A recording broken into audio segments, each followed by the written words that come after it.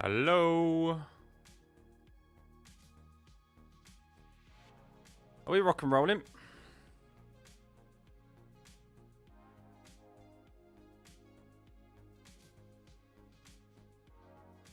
Hello. Apologies for my tardiness. Still got a day job that I have to do to pay the bills. So, yeah, sorting out some issues and things, cost reports and so forth. So, yeah. But I'm here. That's what matters. I'm still here. Work. That's why I wasn't here for FP1. This, contrary to what you may believe, this is not my full-time job. My full-time job is in construction. So, yeah, I don't do this for a full-time job yet. So. Is it raining in Cornwall, Ali? Oof. But the weather's not much better. I mean, the weather's not much better here, to be fair. It's been very overcast all day. It's cold as well. Ugh, it's very cold. So, yeah, I did watch FP1. I had it on while I was working. In between meetings. So... but yeah, FP1 was always a session that I wasn't too fussed about watching because the track is never really in the state that it needs to be. So yeah, well, that looks a bit squashed, doesn't it? All that. Hang on.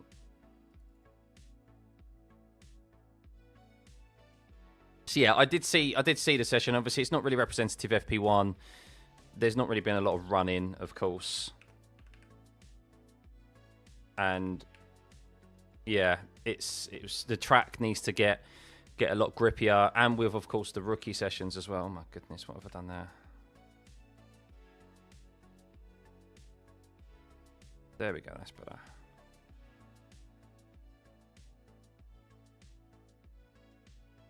Cool. There we go. What would I rate the season currently? Oh, that's a good question. I would say it's been... Oh, what would I say?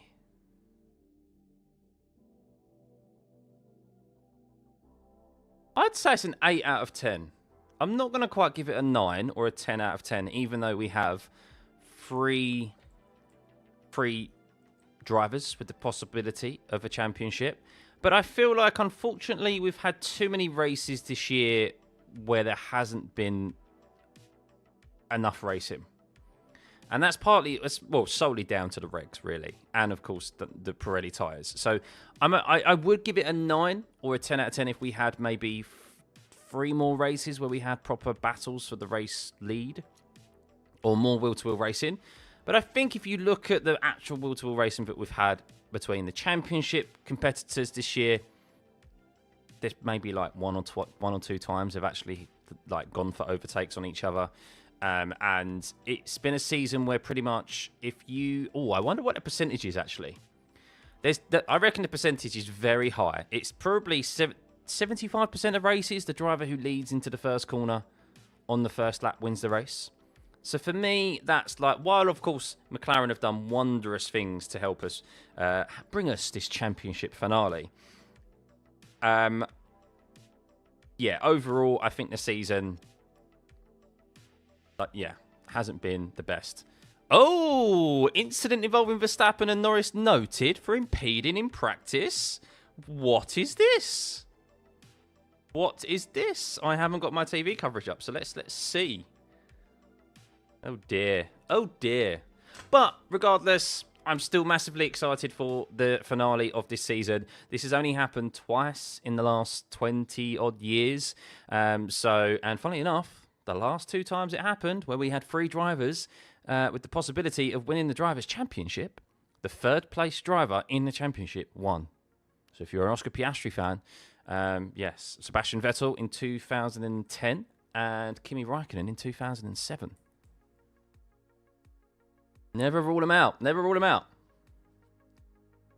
McLaren's reserve driver did not manage to crash Oscar's car in FP1. No, he did not. No, Pato Award. So it's going to be a very busy session because this is arguably the most representative session of the weekend, as it always is, FP2. Same time of day as what qualifying will be, so we should get some push laps in this. We'll get some long runs as well. Unsurprisingly, Lando and Max are at the top of the timing screens in FP1. Expect Lando to be strong here. Of course, he only needs that podium to win the championship here this weekend, so it is in his control. And interesting. What do you think about this? Zach Brown has said team orders will be utilised if one of the drivers finds themselves not in a championship winning position. So, really, that's only Oscar Piastri because he needs... I don't see how Lando would be able to help Oscar because he needs Oscar to... Yeah, Oscar's the only one who can help Lando. Lando can't help Oscar in any way because Oscar basically needs to win the race. So, can Arthur take Lewis' place? No, he can't. No. Lewis will be there next year. Did I see Hadjar's demotion? I don't think it's a demotion. I know what people are thinking, but I think it's a good time to go to Red Bull next year. Look, will he stay there for the whole year? You never know. They may make the same decision that they made with Lawson. So. Oh, Max was on the racing line. Oof. Oh, his GP gave him a bit of a... They won't penalise Max for that. But that was... Yeah, Max was dawdling on the racing line due to the poor information that GP had given him. That was close. That was close. Of course, team orders will be utilised. Foolish to think otherwise. I agree. I think... What do you guys think in chat? Do you think it is... Obviously, if you're an Oscar Piastri fan, you're going to be fuming. But from a McLaren perspective, what do you think is worse? Do you think it's worse that neither of them win the title because of fairness, papaya rules? Or do you think it's worse that they, in the last race of the season, actually finally dish out team orders and they win the title? But they eventually win the title with a driver. What do you believe? What do you think? Bro, do a commentary. Bro, it's practice. It's chill time. We chill in practice. We chat. We will commentate when drivers are on push laps, which may be soon. And we'll commentate when there's qualifying and the race on Sunday. But practice is an opportunity for us to chill, have a chat, have a bit back and forth.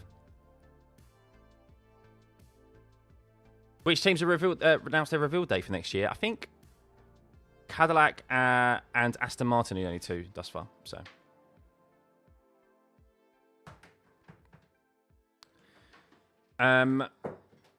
do I think if Oscar is going to DNF, Oscar will stop and let Lando use Oscar's? Let them race, definitely. Team orders and lose. Oof, imagine. Lose either way for McLaren due to trying to be fair throughout the year. And that's the thing, isn't it? It is kind of a lose-lose for them either way, I think, to an extent. But it is. So get the Drivers' Championship regardless, because then one of your drivers has got the Drivers' Championship. And it wouldn't surprise me either if there's probably a bonus for the team as a whole if they secure the Drivers' Championship. There's got to be some element of that, I think. So they probably have an obligation to just like their own staff to win that. And I can't imagine anyone... Obviously, Oscar Piastri's staff will be a bit sour, but I can't imagine the staff, the guys that put the car together, all that, everyone back at the factory would be too impressed if they do lose the championship. They would much rather win the championship and team orders be put out there. Does Oscar generally perform better in Abu Dhabi or Lando? Lando, generally.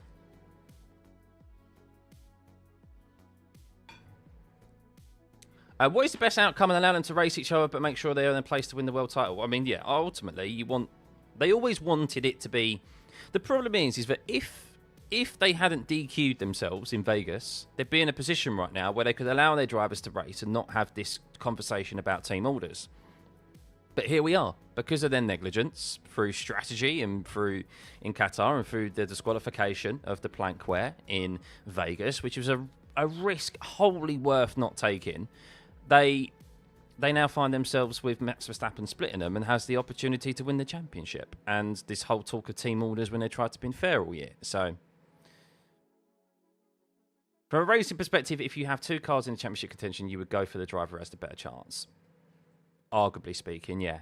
And that's also the kind of the argument of team orders as well, is that Lando has put himself in this position. Like, yes, you can have a look at Monza. You can pinpoint Monza for Oscar as being maybe a turning point, but they didn't make him crash in Baku. They didn't make him not finish on the podium for 7 consecutive races, whereas Lando did. So, yeah. But we'll see. Only a couple of more days to find out. How do I think Lindblad will perform in the Racing Bulls next year? I think he'll have an overall positive year. It all depends on the car. It really does. We're probably going to have to look next year a lot closer at inter-team battles, because there's probably going to be some teams who get it absolutely wrong next year, and it's like, well, they're not very good because they're finishing 18th and 19th every single race. But that's because of the car they've got. So it's more so looking closer at the battle between Lindblad and Lawson next year, and probably a few other teams up and down the grid as well, rather than their actual finishing positions. What is Lewis doing? He's going so slow. He's in a Ferrari. Is this your... I know what this is. This is your first time tuning in all season to F1, isn't it? If you've watched the previous 23 race weekends, then you'll know why Lewis is down there. Coming from a Lewis fan as well. Do I think Hadjar will perform in the Red Bull? I think he will.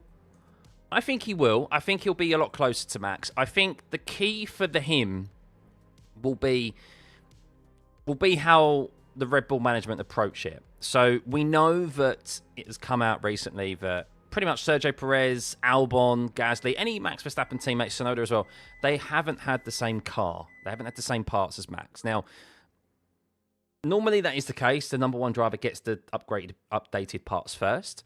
However, Verstappen, supposedly, they were holding parts for him. So they were normally what would happen is that an update would come through, it would go on the number one car first, and then the subsequent race weekend, or whenever, like a couple of race weekends later, that update would be, for cost reasons and so forth, would then be added onto the second car. There'd always be a delay in that performance gap. However, Red Bull were having two revisions ahead of the second car. So we know that the development curve in F1 is dramatic, and that's why the fall off of some of these drivers has been massively exaggerated, because we have seen last year that the Red Bull of last year is slower now than the Stake F1 car of this year, or the Alpine of this year. Like, that's how much quicker. That's how these cars have dramatically improved. They've improved by over a second on average each year, and throughout a season, that's also, you can lose half a second if you don't develop that car. And that's basically what Red Bull have done, is that they just focus fully on one side of the garage, developing that car, and basically being negligent to the other side of the garage. And I reckon Lauren Mekies and the ownership of Red Bull probably have a difference in approach moving forward. Yes, Max will be number one, but that second seat will be probably treated much fairer. And that's why it's a good opportunity, a new start of a new set of regs for Hadjar to move in there.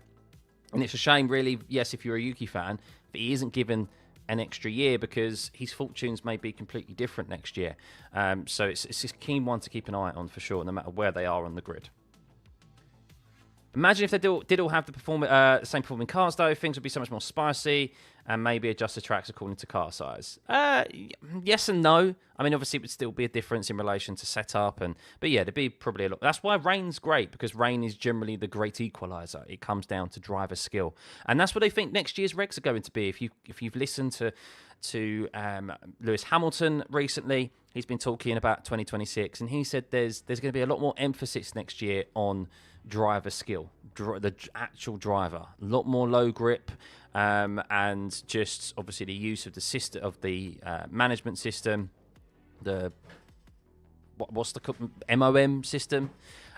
So like, it's going to be more emphasis on the driver than it is necessarily the car. The car will obviously always win out. If you've got a quick car, you're more likely to, obviously, to be at the front. But yeah, we should hopefully see more overtakes next year because of that. When we have lower grip surfaces, generally speaking, we get better racing than just high downforce circuits. Also, after the big Yuki crash, they had delay on upgrades, but crash sent Red Bull backwards on Yuki's car. It did, yeah. So Yuki didn't help himself there, of course. But that's not the sole reason. So Horner wasn't really a good team principal. It's been like this forever. I disagree. I think he has been a good team principal. I mean, the championships speak for themselves. So he took that team from absolutely nothing to where it is now. However, it's a very different way of doing things. But yeah, he did very much drive into that focus of just having a #1 driver, more so than probably other teams. So much so that, yes, the second car was sacrificed. And yeah, we'll see if there's going to be a difference in approach next year, which I think there will be, as Behrman moves to the top of the timing screens on a set of softs. So drivers still out there on the mediums. On the hards, bit of mixture here. I do expect it to be a one-stop strategy here this weekend, guys. So unless there are safety cars, it will be a one-stop strategy primarily. So it's possible to overtake around here, as we know, but it's never the most exciting race. If anyone watched my preview, but with the championship on the line, yeah, there's obviously more intrigue and still lots could happen. Realise it's the last race of DRS. It is indeed. Yep. Goodbye to the DRS. I think the DRS has hindered racing, to be honest with you. I think to a certain extent it's hindered racing. And I will be happy to kind of see it go. I think for a lot of the time they haven't got the DRS system correct in relation to like the overall distance, the lengths. It was either too easy to pass or it's not effective enough like we saw in Qatar. But we'll see. Who do I think will be the last man to press DRS? Well, it's going to be probably whoever's at the back of the grid. So probably an Alpine. Last year, Norris won and Max ended 6th with Piastri DNF. If Piastri's repeated team orders won't be needed, although I can see Oscar winning the race this year to prove a point. Yeah, I really do expect those three to be on the top 3, to be honest with you. Piastri did qualify well here last year. It was a front row for McLaren last year, Max P3. Of course, Max sent it down the inside. He will probably maybe try and do something again tomorrow, on Sunday. We will see. But yeah, qualifying is going to be super important. What's happened to the DRS? So, as part of the new regulations next year, DRS is no longer part of F1. There is a new system that has been introduced. An MOM's, I can't remember, what's it called, guys? I always forget what this is called. MOM, what does it stand for? It's basically your push-to-pass system. You have a certain amount of battery usage. It works in a similar way where you need to be within 1 second of the car ahead, and then you'll be able to push that button, and you'll basically get an extra boost of energy that you'll be able to use. However, you'll be able to use that at any point on the circuit. So my understanding is that there's not going to be designated zones as it's currently designed. Like DRS, there's only certain zones. It can only be used on straights. Whereas this can be used in the corners. It can be used wherever you want, but you'll have a limited amount of usage per lap, I think. I don't know what the manual override mode, but I don't know what the limited amount of usage is. I don't know if there's a limited amount of usage throughout the race, like there is in Super Formula, where you only get 200 seconds, and similarly with IndyCar, or if it's kind of a recharge system, or it's limited to only having 30 seconds per lap, something like that. I don't know how it's being implemented yet. I don't know if that's been decided on, but that is the generalization of what is being introduced next year. And it's something that's been called upon quite. A push-to-pass system has actually been advised to F1 for quite some time, and they've been against it, but finally it's been introduced. So, will it be Williams, Aston versus Ferrari battle for the rest of next year? No one knows. No one knows. It all depends on who makes a good engine, I think. Really, whoever makes it. If Mercedes come out strong, then it's going to be McLaren and Mercedes. Red Bull, if they come out strong, then they're the only ones with a Ford partnership. They're making their own powertrain. Honda is Aston Martin. Audi, of course. Don't forget Audi. Maybe they'll hit the ground running. Ferrari. Then Ferrari are Haas and Cadillac. So, yeah. By the way, Toyota, one step closer, another step closer to being back in F1 full-time. They are now the title partner of Haas moving forward, with MoneyGram stepping aside. So, we could get a Toyota-themed delivery next year. So, just looked at the subs. Let's get past 70k by the last race. Yeah, nearly at 70k. We hit 40,000 viewers last weekend, guys. 40,000. That's a football stadium. Unbelievable. I looked up and I was like, oh my God, 40,000 people. I was like, just get back to talking. Just get back to commentating. Don't focus on that number.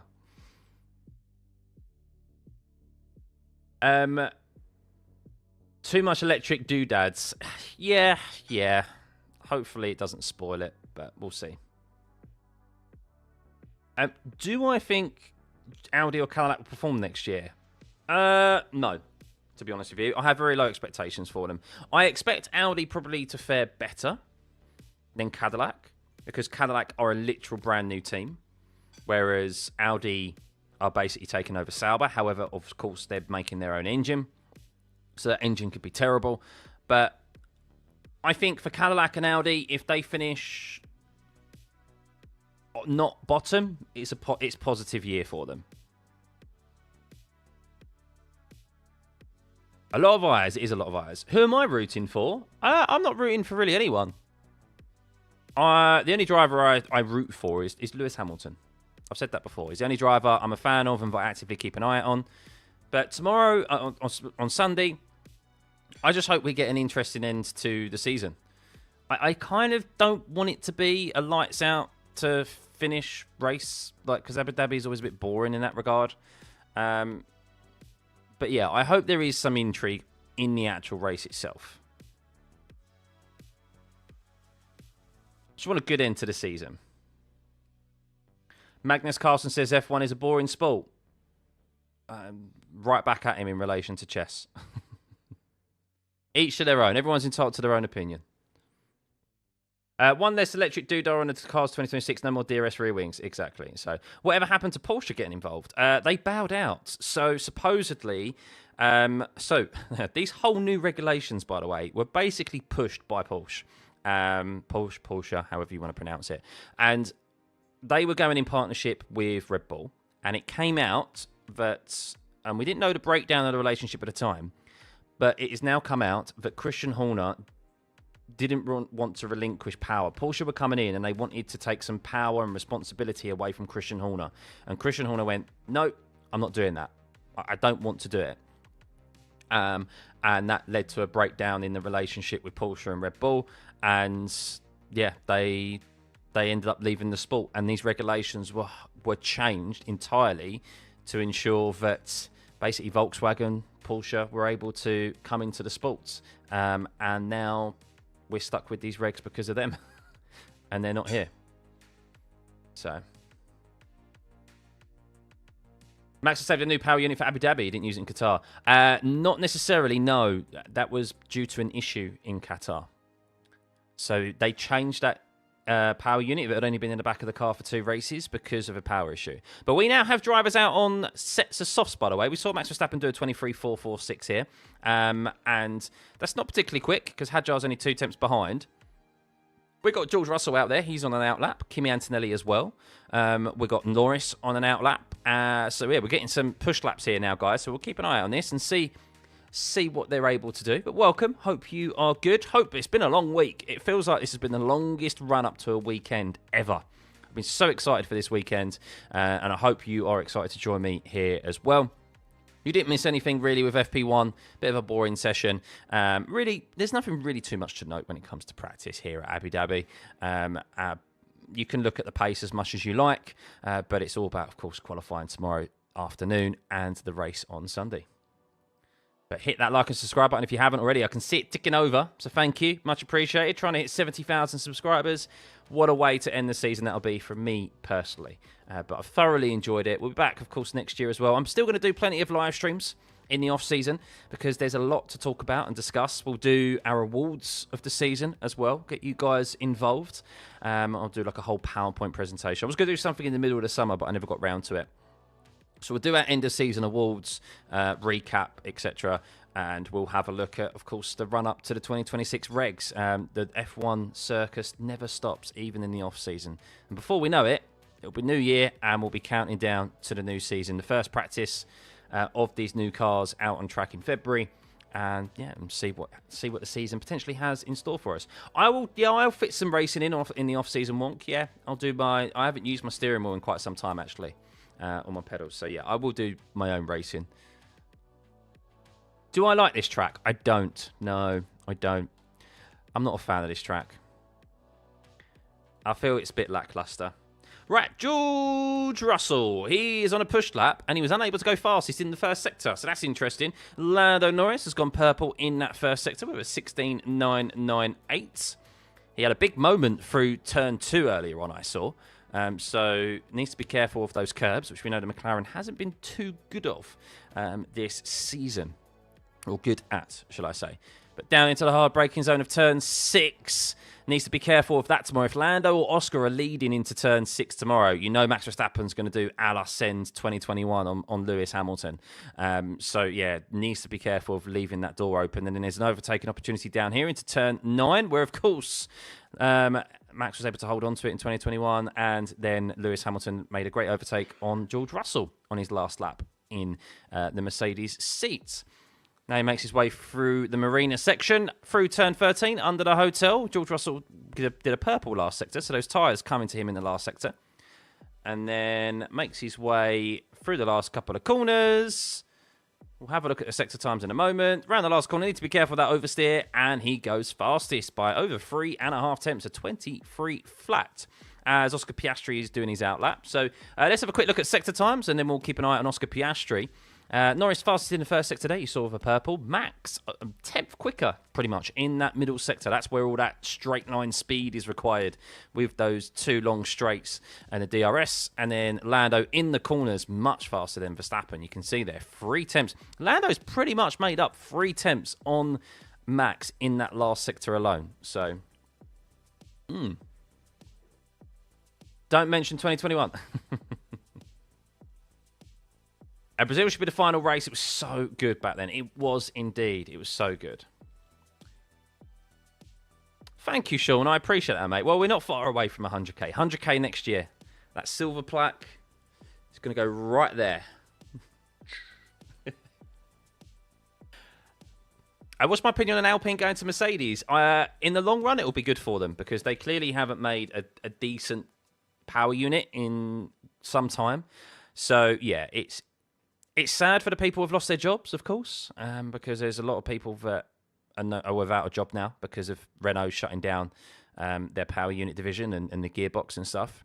But I think for Alpine, it's a smart decision for them because Mercedes do make very good engines and very good gearboxes. So, and it's possible to win as a customer team, as McLaren have shown. So McLaren using Mercedes engines for quite a few years now. And it does show that you don't need to necessarily make your own power unit, your own gearboxes. You can be a customer team and win Drivers' Championships and Constructors' Championships. So Oscar Piastri looks like he's been held up by quite a bit of traffic, so this probably won't be as quick. He was quite down. He was quite a bit down in the middle sector. So held up somewhat. As Alex Albon's reporting about, there's an issue with the engine, as Piastri did only go turn 10th fastest. So, yeah, he was 3 tenths off of his teammate in that last sector alone, and he lost a lot of time in the middle sector. So, yeah, bit of traffic for Oscar Piastri, which is why he got held up. Thank you, Virus. Much appreciated. Have I gone karting? I have gone karting. I'm quite slow in karting, though, because I don't go often enough, and I'm a big guy. I don't look it sitting down, but I'm 6'2". I'm about 95 kilos, something like that. So yeah, I'm quite a heavy fella. How many tires did every driver get per race weekend? They get how many sets do they get, guys? I can't remember how many sets they get. I can't remember. They don't get 6. Did they get 6 of each? They don't get 6 of each. No, they don't get 6 of each. They get 6 overall. I think it's 6 overall. Is it 6 overall? I can't remember. No, it's more than that. I don't know. I don't know. I can't remember. It's something I need to get on top of, really. Street circuit track in New Jersey's Gold Coast would have done with a backdrop Manhattan skyline. Too bad things couldn't work out. Look, we've got enough street circuits. We don't need more. Do I like cricket? Not particularly, no. I am keeping an eye on the Ashes, though. I keep an eye on it. I don't actively watch it. I'm not going to lie. It's something that I find a bit boring to watch. Never really got on with cricket, but I do understand why people enjoy it. But I'll only keep an eye on it, as I am with the Ashes right now. Ooh, Lewis just went 3rd fastest in the middle sector, by the way. First sector, 13th fastest. So let's see how his last sector is. That Ferrari looks like it's got good top-line speed, but maybe not good in the corners. Shock horror. Am I excited about Madrid joining the calendar next year? Not one single ounce of me is excited about Madrid joining the calendar next year. No. Have you seen that race circuit? Did you see the concept or whatever it was that they had around there, or the demo? Ugh. Shocking track. Hamilton, a 30.6 in that last sector. So, yeah, 16th fastest in the last sector. That Ferrari is not good in the corners. Shock horror. They get 13 sets of slicks, 2 hards, 3 mediums, and 8 softs. There we go. I was thinking about the softs. Yeah, there we go. So that's why you won't see them use the hard compound tyre a lot, because one of them is going to be used in the race on Sunday. Because it is normally a one-stop strategy here. Medium to hard, normally. She's good, Lando. She's good. Is Verstappen saving times for quali? Yes, they will do. Yeah. So they're only doing... The thing is round here as well is that it does... On a push lap with the softs, you can only get one push lap round here. So the rears do get very hot, and you won't see drivers go quicker on a second push lap. I mean, maybe Lando's going for it now. No, so his first sector is already... Oh, it's only slightly slower, actually. We'll keep an eye on Lando, but generally speaking, you don't go quicker on a second set of... on a second push lap on the softs. Not round here, just because of the nature of the circuit. Have I considered streaming on other platforms like Twitch? I have, yes. Yeah, I may live stream. I always forget to click multi-stream, to be honest with you. I may go live on Twitch this weekend as well. There's a chance Madrid might not be happening because little progress has been made. They'll get it sorted. When there's a will, there's a way. Lando's actually only around a couple of hundred slower, by the way. He's yellow in the first sector, yellow in the second. But you're talking like 200s, maybe a bit more than that, actually. But you're not talking a lot. And it was a 123.4. So he lost 4. Yeah, so look, lost 4 attempts there. The last sector is really where it's at. So the last sector, his fastest last sector was a 29.9, and he did a 30.15 there. So you lose too much in the last sector with those tyres. Antonelli's going nice, though. He's improving. Can he round off this season by beating off George Russell again? And can he round it off with a top 5? Everyone's been thinking Russell will play a factor here this weekend in his championship battle, but could it be Kimi Antonelli? Poor last sector there. Not sure what happened. 30.5. So something happened with Kimi. But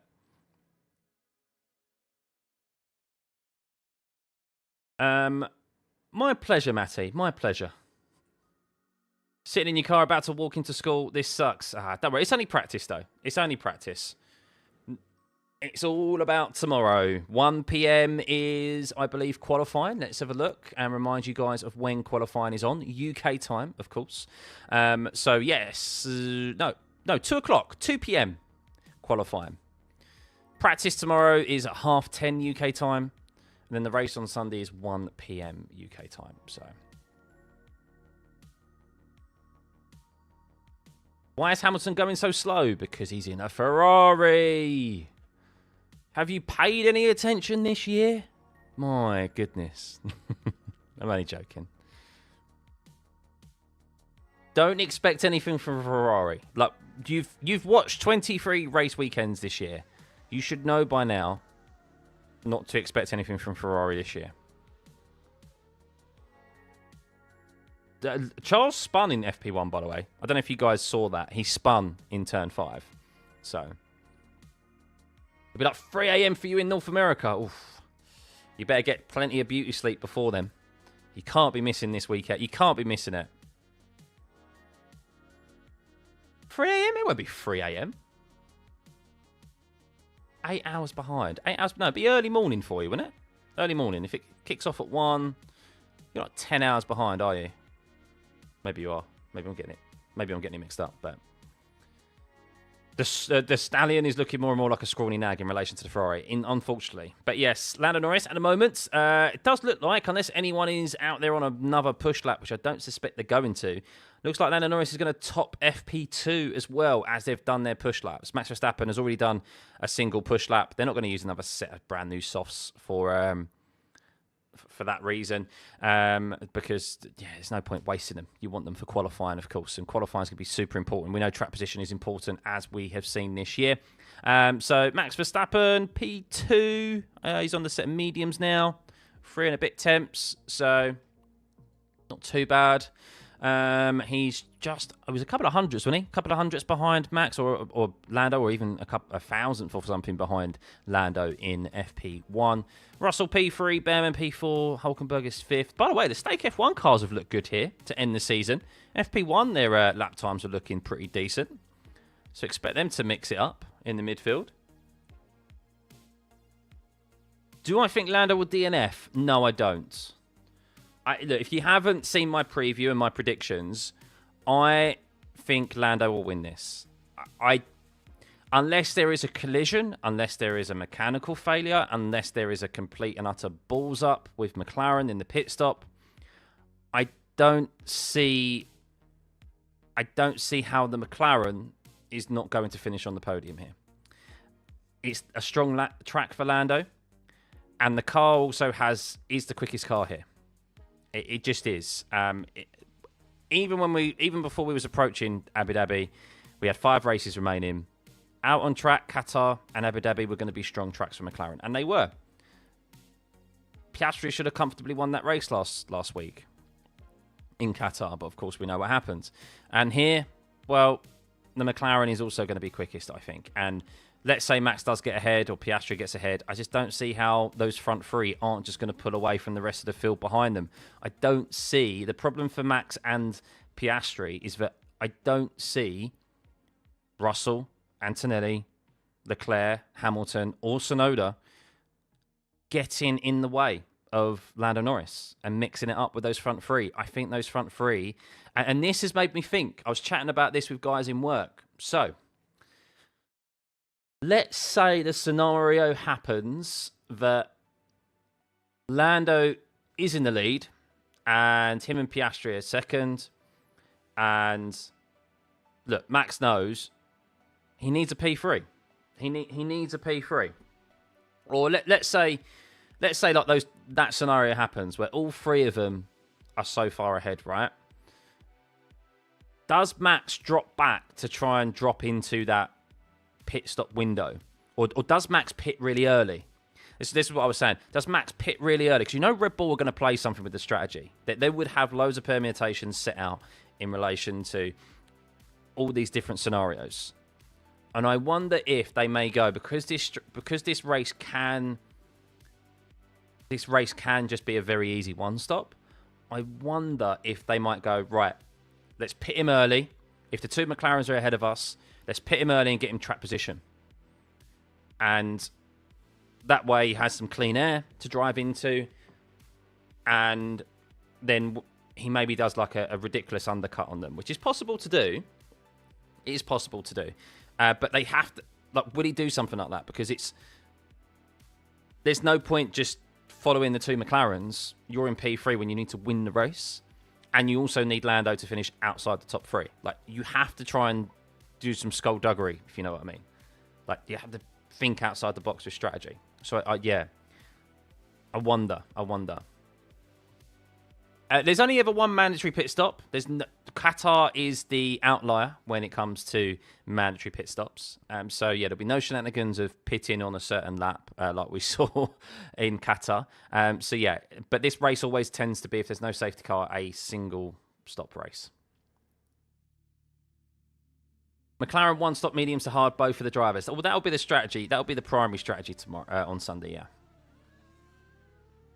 Even if Lando wins, Max has been the best driver overall this year. Yeah, that's true. But the best driver doesn't always win the championship. So you need the machine. You need the combination. You need the package. As Fernando Alonso said, that's been the case for the last 19 years. Did anyone see that quote from Fernando? Funny, if you're wondering what the significance of that quote is and why it's funny, it's because Fernando Alonso won his last World Championship 19 years ago. So he's bigging himself up. But the best driver on the grid hasn't won the title for the last 19 years. Hey, folk, good to see you. You doubt it. Pit stop lost time is still a thing, which McLaren forgot last week. Yeah. They'll try something outlandish, but even then it's a slim chance how long those McLarens can run up to it. And that would be the thing, wouldn't it? Is that even if he pits early, the McLarens in clean air would just be able to drive off into the distance and build up a comfortable gap. There's no one to kind of hold them up. So, yeah. To be fair, Fernando did have a sabbatical. He did, didn't he? But it was 2 years. 2 years he was away. Lando will go into the Damon Hill and Jacques Villeneuve category at champions, not even the Button Rosberg tier. I mean, look, time is early. Lando is still young. I was going to say it's still early, like in Lando's career to an extent. Like, how old is Lando? It's a good question. I've never really known how old Lando Norris is. He's always seems young to me. How old is Lando? I'm going to guess 26. Is he 26? He's a couple of years younger than Max, and Max is 27. Is he maybe 25? He's 26. Bosh, 26. Bang on the money. Oh, that was a great guess. 13th of November, 99. So he's still very young. Very young. Like, could be driving an F1 for the next 10 plus years, you know? Could potentially, if he stays at McLaren, like, could potentially have an opportunity at another world title in the next coming years. So, yeah, I think Lando is the sort of driver as well. But I think if he does win this championship here this weekend, I think if he's put in that position again, he would capitalise on it. Whereas obviously Rosberg decided to retire when he did. Button, that was the only ever opportunity that he got at winning a world title with Brawn. So Damon Hill, of course, found himself twice in that position to win a title. Of course, the first time when he lost to Schumacher, and the second time, of course, when he eventually won. But exactly. So I think when you find yourself in this position at least once, I mean, you could say he found himself in the position last year, but he never truly got close enough. And McLaren never truly backed him for that battle last year for the championship. So, yeah. As Max has said, he goes, I've been here, I've done it 4 times. He's very relaxed about it. So he'd love another one, but at the same time, he doesn't have the same amount of pressure on his shoulders as Piastri and Norris going for their first. But he did when he was going for his first in 2021. Do I think Mercedes has a good engine next year? Kimi can win a championship over George if they would favour George more than Kimi. I don't think Kimi has the experience yet to challenge George over a full season. George's season has been very, very good when you break it down. I think George is in the top 3 drivers of this year. That's how well he's performed. He's won twice this year, capitalised on when the car has been good, and there's a reason why there's the meme of George does nothing and ends up on the podium. Well, yes, because he's very good at his job. In relation to the engine, no one knows. That's just guesses. No one generally knows. But the last time there was an engine reg change, Mercedes dominated it. So that's kind of the thinking. But look, McLaren have a very strong outfit right now. And it's been proven that you can be a customer team, as we mentioned earlier, and still win the championship. So there's no guarantee that if Mercedes do make a great engine next year and they're a good team, that McLaren won't be matching them and taking it to them as well. So you just learned Oscar Piastri started kind at 11. Oh, wow. That's quite late for Oscar Piastri. That's quite late, generally. So, did I see the press conference of Fear Max is using some sort of psychological warfare against Lando? It was funny to watch. I mean, maybe, but Max is also very blunt and just says it how it is. So, that's very much the Dutch way. If you've never come across someone who is Dutch in your life, they're very much like Max. You're great people, but you're very blunt. Some people like it, some people don't. And yeah, he's just generally saying what he thinks, while also maybe being a bit tongue-in-cheek with Lando and Oscar. So,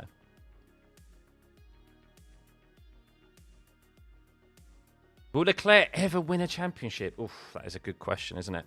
Don't know. I don't know. If Ferrari, we've discussed this, if Ferrari don't have a good car out of the box next year, I think he's got to look elsewhere. I really do. Can't be languishing in that team for his whole career.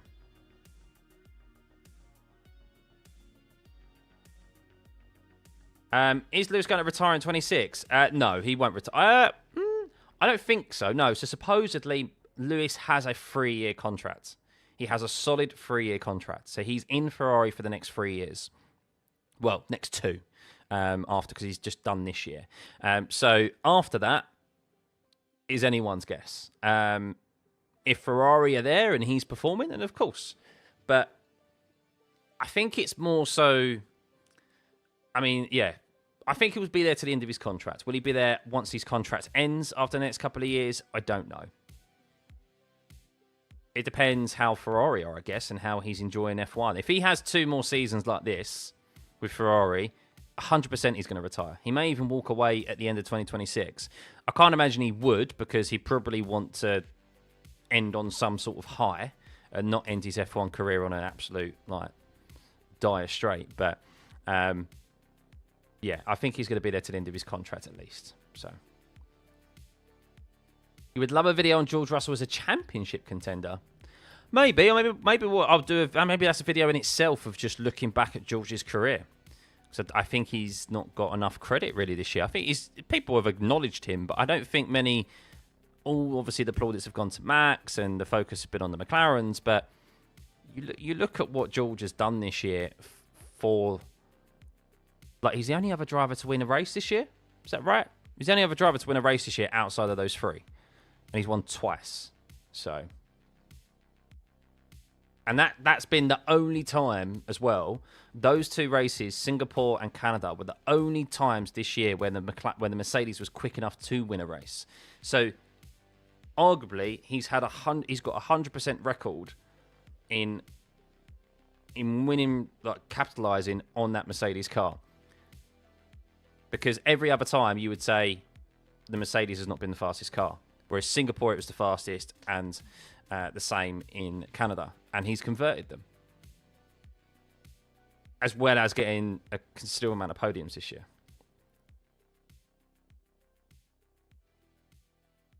Ferrari need to be concerned about Charles more than Lewis, to be honest. May have to replace both. Yeah, I think they should be taking almost like Charles's words more to heart than Lewis's, to be real. Because I think what's happened is that Lewis has opened Charles's eyes to how bad it really is at Ferrari. Like, it's like when you're working in a job, right? Any job in any industry. Like, it's not great, but you kind of get by. Because it's just what you've known for so many years. And then someone new comes in, someone who's kind of, good at their job from another company. And they've joined and they're like, dude, like, this is bad. Like, this is like, how have you put up with this for so long? And that's probably what Lewis has done with Charles. And Charles is like, oh my God. Like, that glass shattering moment of, it really is bad, isn't it? And hence why there's been rumours of his team chatting to Aston Martin and doing their due diligence and finding out the lay of the land elsewhere. And hence why John Elkann has come out and said, yeah, they need to stop talking and keep moving on. And yeah, I think they do need to really listen to Charles. And Charles this year has been a lot more outspoken. And I think Lewis has had a massive impact in relation to that. There's no way, there isn't any way possible that Lewis and Charles haven't sat down over a cup of coffee or whatever and discussed the difficulties in Ferrari.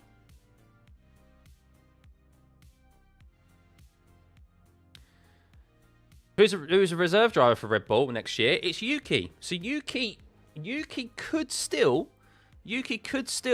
end up on the grid next year. We know how Red Bull are not afraid to switch their drivers around. And if any of them, if Lawson doesn't perform next year and Hadjar as well or whatever, like, they could move him out. Now, I do think they're going to have a different approach, but Yuki could still find himself on the grid next year where they're like, do you know what? We feel like Yuki's doing enough in, like, the sim, and he's actually been very, very good with the feedback. Like, he gets these new regulations. And it may be that Lawson, Lindblad, and Hadjar don't get on with the new regulations. And they're like, okay, Yuki, you're back in. And Yuki smashes it. There's a very big possibility that happens next year. But yeah, he is at the moment the reserve driver.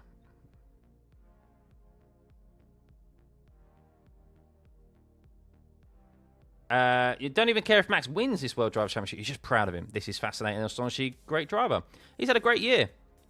And he is correct in what he said. Like, he hasn't had the car this year. And, like, would this season go down as... So let's say Max does win. Would this season go down more so as the brilliance of Max Verstappen, as great as he has been this year, or would it go down more so as the capitulation of McLaren? What do you think? And this isn't taking anything away from Max Verstappen. I personally, I'm going to give you my answer right now, but I personally think it's more so McLaren's ineptitude and incompetence and capitulation than it is Max. Because while Max has undoubtedly maximised that car this year, no pun intended, it is not a car that is... It's not a car that should be capable of winning the World Championship. He has been handed a considerable amount of points by McLaren, by also the drivers to him this year. But he has won plenty of races on merit as well. And when that car has been strong enough, just like George, when that car has been in that window to win races and outperform everyone else, he has capitalised. And that's why he finds himself in this position where, yes, I need stuff outside of my control to go my way. And it has so happened that it has. And it's very possible it could still happen here again this weekend. And I don't think it would go down as his best championship. I know many are saying it would be. I still think last year would be his best championship. But this would obviously be remembered for a very different reason. But I don't think it would be his best championship. I think 2024 is still top of the tree. I'm doing very well, thank you guys for those asking. Welcome. For those of you joining in the closing stages of this FP2 session. Not really much to write home about. We only had a single push lap pretty much from all drivers. Norris, top of the timing screens again, just over 3.5 temps. George Russell just back off of Verstappen, which is interesting. Piastri got held up in traffic, so do not fear, Piastri fans. He is still quick, but he got held up in traffic throughout his lap, whereas Lando had a clean lap. So that's why Piastri is down in 11th. Ferrari, struggling, nothing new there. Tsunoda, struggling, unfortunately, nothing new there. And the Alpines last, nothing new there. The failure of McLaren, they should have the title by now. They're 100%, yeah. Or at least not the title, but they should at least have only Norris and Piastri fighting for this title in the last race of the season. But instead, they've allowed a third party, Max Verstappen, to get in the way. Narwhal, from a personal standpoint, you agree as well. Red Bull has been, for the most part this season, fastest for the last third of the season, but McLaren should never have fumbled 104 points. No, exactly. Well, the thing is, the Red Bull hasn't necessarily been the fastest overall.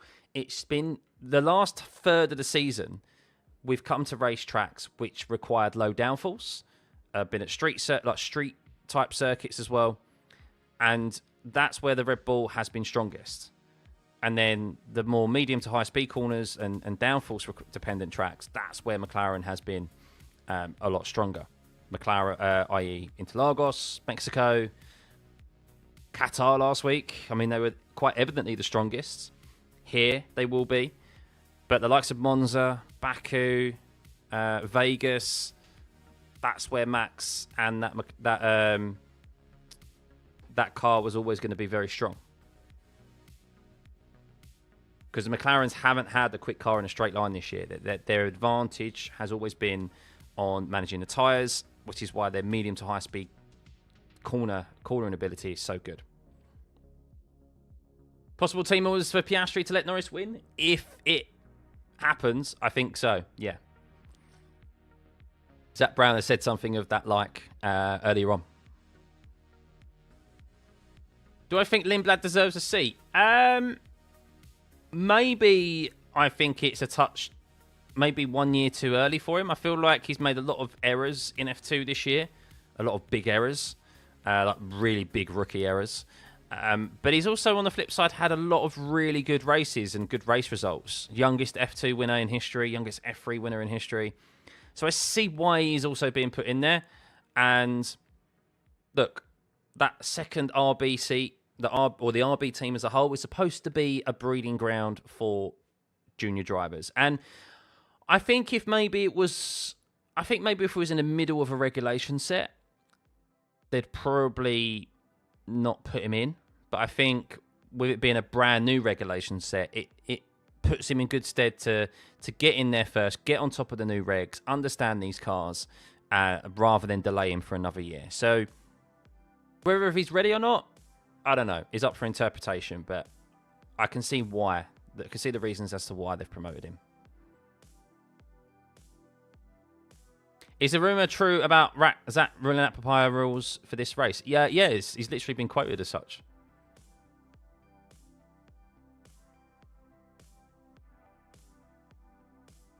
Just like seeing someone new on the grid. Yeah, and the thing is as well is that we've seen this year, like Kimi Antonelli he was obviously lambasted for being too young and things, and he's had a pretty decent year overall when you reflect on it. I mean, the rookies overall have had a very good years, and it's been so good to see Behrman, Hadjar, Antonelli. I mean, even Liam Lawson you could call a rookie, a full season rookie anyway. He's recovered well and had some good results. Unfortunately, Colapinto and Doohan have been in that Alpine, so I will cut them some slack there.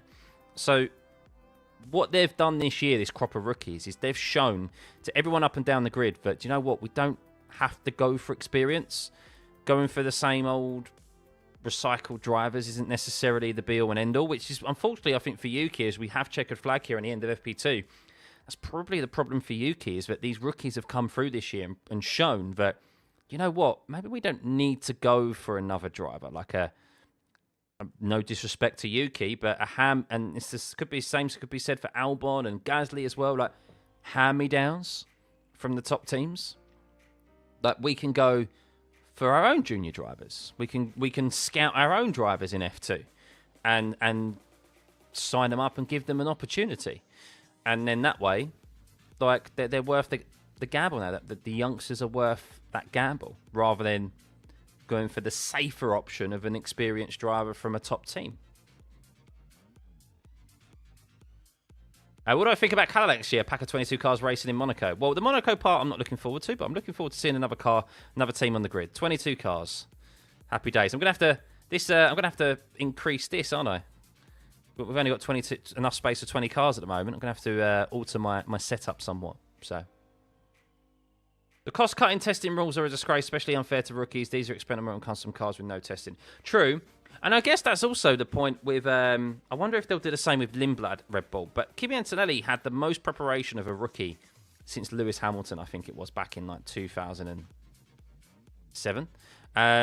Something of that like. Like, he did more miles in pre-F1 cars than Lewis Hamilton did when he was joining the grid. So that, you could say, is why he got off to a much better start than the other rookies. And I think Red Bull missed a trick, specifically with Lawson and anyone who's kind of maybe come beforehand. I think they've missed a trick with that pre-season testing of getting them in an old iteration of that Red Bull car and getting them up to speed with it. And obviously it's going to be very different now going into 2026. But that's what they should have done with Lawson at the start of the year, Red Bull, rather than just hoping he could get on top of it in 3 days at Bahrain. So how many more teams on the grid before we adopt one-car teams? So there's only provision in the Concord Agreement for 12 teams. So there's provision for one more team on the grid. The Concord Agreement is being renewed this year, though. So that may be something, that may be a news topic in the off-season. I don't know if we're ever normally privy to every single detail of the Concord Agreement. I'm sure it will be leaked or something at some point. But yeah, there's provision for one more team. Will it happen, though? I don't know. The FIA, well, not FIA, but Liberty Media are very against an 11th team. They kind of want a franchise model. They'd much prefer an existing team be bought out than a new team coming on the grid, because they don't want to devalue the product that they've got. Kind of why Andretti, I think, had to step away from the name and the head of the team, because they were like, no, we want, your name doesn't hold enough weight, basically.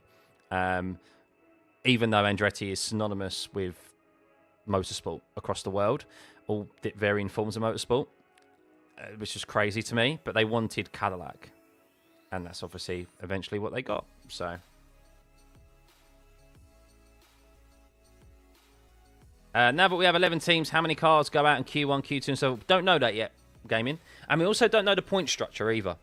We don't know if it's still going to be like the top 10 for score points, or if it's going to be half of the field, which will go down to 11. I don't know. That's all stuff that I think is going to be confirmed in the coming months before the season starts. So there's plenty of reasons for me to still go live and chat to you all. So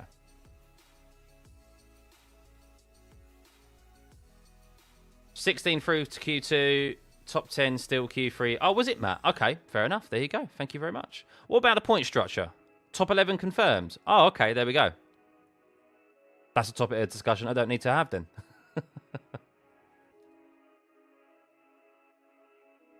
But there we go. That is it, guys. Lando Norris tops FP2, 23.083. Max, just as he did in FP1. Max Verstappen P2 as well, the same front two. Oscar Piastri is P11. So do not look too much into that. It was his first session, of course, because he missed FP1 due to the rookie being in the way. And then he also got held up in traffic as well. So definitely some pace in hand for Oscar Piastri. Do not fear. The Stake F1s are looking good. George Russell was surprisingly close to Max Verstappen. He is the one driver that many are suspecting will potentially or could potentially get involved in this championship fight here this weekend. Of course, remember, Max Verstappen needs Lando Norris to finish outside of the top 3 if he is to win this championship. And Max, of course, still has to win this race himself. Lando only needs to finish on the podium. Piastri obviously needs Lando to finish outside the top 6, with him finishing on the top step.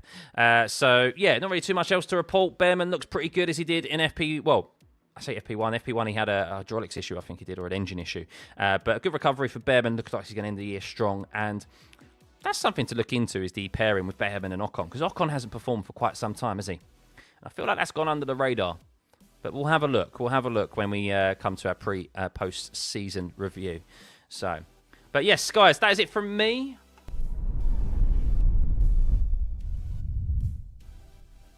I hope you are well. I am off now. I've still got some of my working day left to go.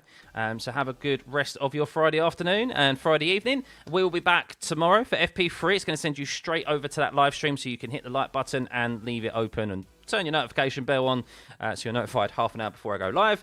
And then, of course, we have qualifying, which is very, very important. So, yeah, who's going to be on pole position for the final race? Would it be one of our front 3 in the championship standings, or will it be George Russell? Could he throw something out? So they're making you work. Yes, how I pay the bills. So I missed FP1, and I was a touch late to this stream as well. So, yeah, this isn't the day job yet. This isn't the day job yet. So... that's why every single subscriber, it brings me closer to making this full time. So, yeah. But have a lovely rest of your Friday, guys. And we will see you tomorrow for FP3. Bye.